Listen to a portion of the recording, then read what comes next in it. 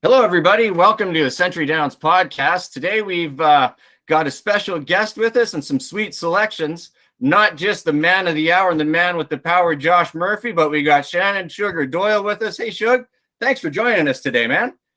Great to be here, guys. We were hanging out just a few months ago, and now we're hanging out online. So, yeah, we're ready. Let's do this thing, eh?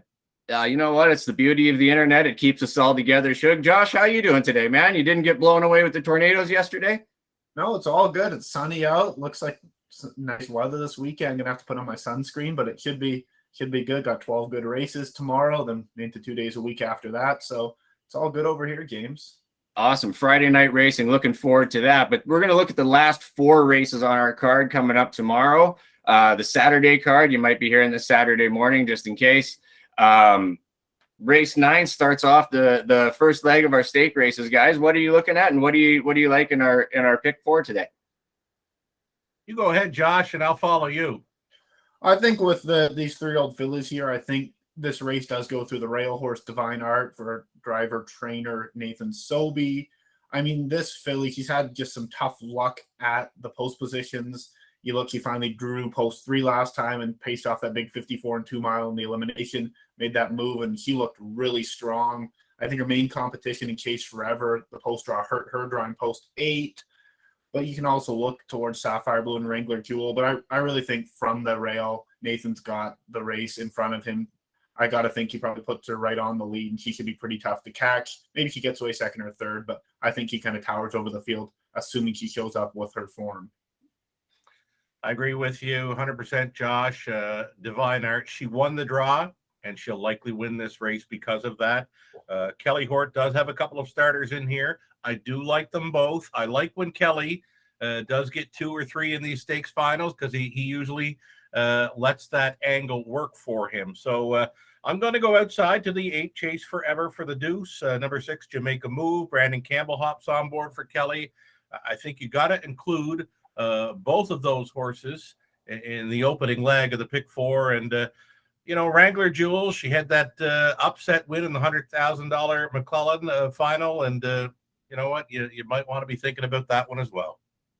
You know what? I think you guys are both really on point there. Nathan Sobey's mare, I don't think he'll be taking any chances of letting her have any road trouble. I think it'll be clear sailing with her. We learned last week that Wrangler Jewel actually can leave. She doesn't have to come from off the pace, so you might see her get out of there a bit. Jewel's mile wasn't as snappy as the Divine Art mile, so we'll see if that comes into factor, but I really think that's probably your exactor, and you two are close to being on point there.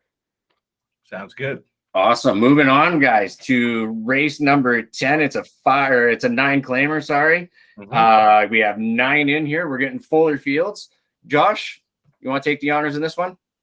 I thought this was a pretty competitive race. We have some 12 claimers added to the outside, and I've thought this group has just kind of been a pretty tough group to handicap throughout the course of the meet so far.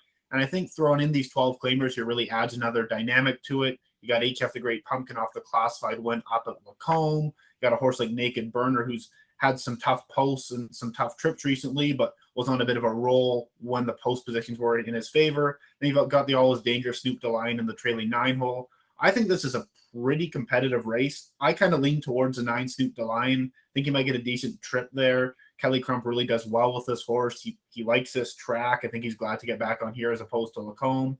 But I was looking at spreading in here. I wanted Naked Burner. I wanted Snoop DeLine. And I also looked at possibly using HF the Great Pumpkin, and even the toss in a Fanatical Maniac. For me, this is a leg in the pick 4 that I do want to spread in. I think this is pretty competitive, and I wouldn't be surprised to see a double-digit type winner in this race. I don't know, Sugar, if you saw it the same way. I just thought this was a tough one to decipher.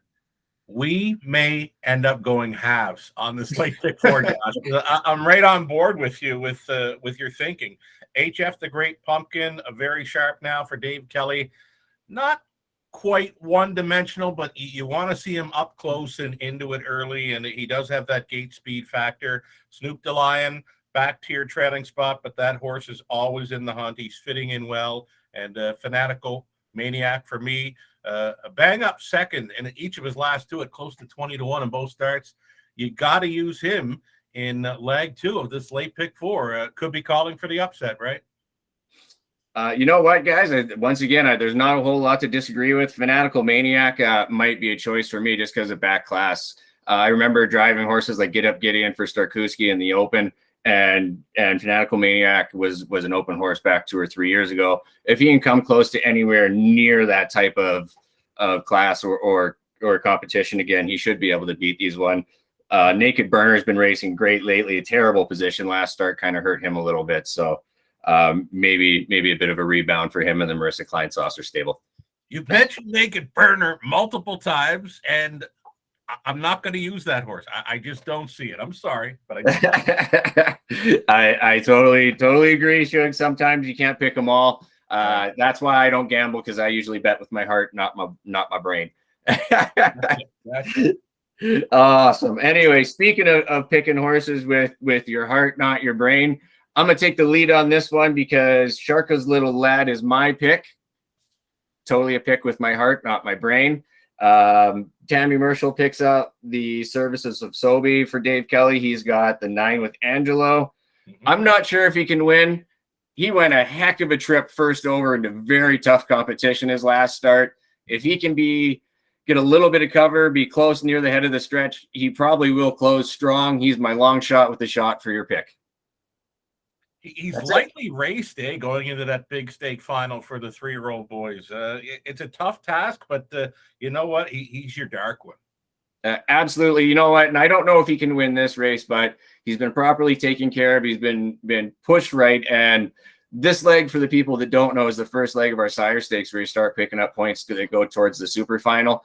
And, maybe he won't win this one, but he will pick up points and be rounding into form perfectly for super final time.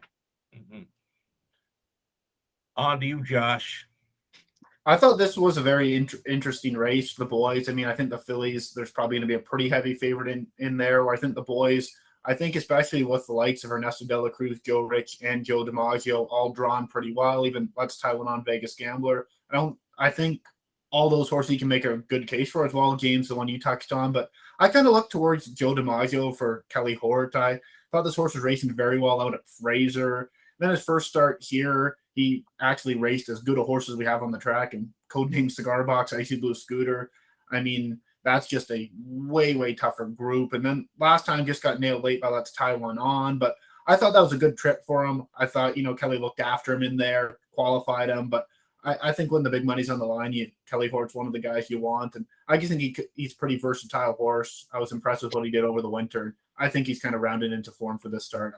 And if I can get 9-2, I don't think he's a ton different than a Joe Rich or an Ernesto de la Cruz, who might be shorter prices. I just think Joe DiMaggio might be a good bet if you get around the morning line price. All right. Absolutely. Well, for me, we mentioned race 10, possible upset. This state final, I believe, is calling for an upset.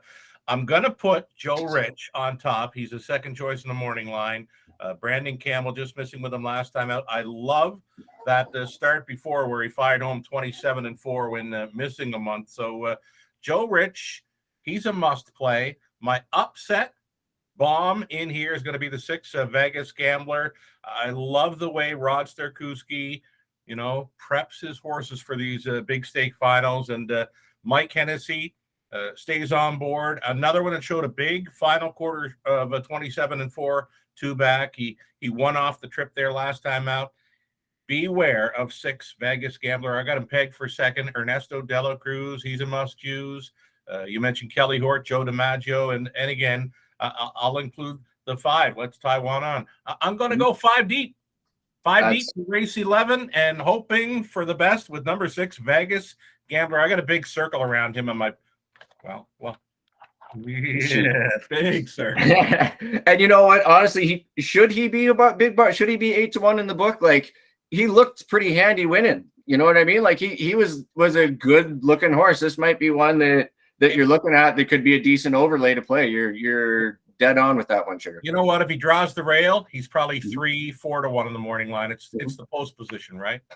Absolutely. And I've talked with Mike about this horse specifically in the past, especially in winner circle interviews. And the one thing he has mentioned is he doesn't have to leave. He can do it from anywhere. And that's something that Mr. Starkowski, when he trains his horses, he wants them to know is there's more than one way to win a race. I love versatile horses, especially the young ones, because you know what?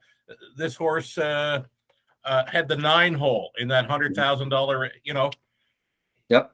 It's not an easy spot in a stake final. You want your nose on gate. Absolutely. Absolutely. And you know that we're going to go to the last leg of the win four here now. It's the 12th race, non-winners four. I can make my choice here, and I'm going to help people out, because if you were going to hit the all button in this last leg, you can throw the 4 out, because I'm going to give you some reasons why. Tell me why. I've been hammering this horse as far as James hammers horses the last 2 weeks. I've been putting my 5 to win on him the first week after he won by 13. And he ended up 5th or 4th there. Last week, I thought Mike had it all wrapped up at the head of the stretch, and one got up the inside him to win. So I will be going back to Redstone Arsenal with my $5 curse again this week. I'm sorry to his connections. I was going to say, what's the inside info? I'll come in here, Josh, and I'm going to back James, and I'm going to go with the 4 Redstone Arsenal as well. I like this horse. I love Hennessy. Number 2 keeps getting better. Nathan Sobey, training and driving here for Bob Jones. He's going to take all the action likely. You don't need no all button here in the finale. I think 2 and 4 should get it done. I spent a lot of money on this late pick 4, boys, and I want it. Absolutely. And that's kind of where I'm at. I had 2 and 4. You can't really see it, but on my program here, if I got in the pick 4, the jackpot pick 5 to this last leg, and I had the 2 and the 4, I'd feel pretty content. I'm not saying they're the only 2 that can win, but on paper, they kind of tower over the field. I'd be more than happy if I was able to make it to this leg and had those 2. I'd feel pretty darn confident. Between the 2, I think it's more or less a toss-up, but I think those are some pretty talented 3-year-olds between Keeps Getting Better and Redstone Arsenal. Give me those 2 in the last. I think the only one in there that might make you guy or catch you looking up late, it'd be Kelly Crump's on fire right now. Yeah. Like the fellers at the barn, he's doing the job, he's putting in the work, he's gone full Hulk Hogan, saying his horse prayers, doing his horsey workouts, and it's showing up in the results. I would maybe, as a long shot, they leave Fire Nato in there, my buddy Fernando, if you will. Kelly Crump, he's laying off the smoker and he's all over the horses, eh? Absolutely. The guy, he's the man. Right on. Well, anyway, guys, I thank you guys both very much for doing this. Shug, you know what? I hope we can make this an annual thing. I really enjoy spending time with you, Josh. Hopefully you have a little better format in our studio set up for us next week. It'll be nice. And the only problem is I won't be able to do this in shorts and my shirt like we're on a sports desk. Best of luck to all racing and playing tomorrow. I'll be tuned in here from London, and always a pleasure, guys. Awesome. Thank you so much, Sugar. Thank you very much, Josh. Everybody have a great day.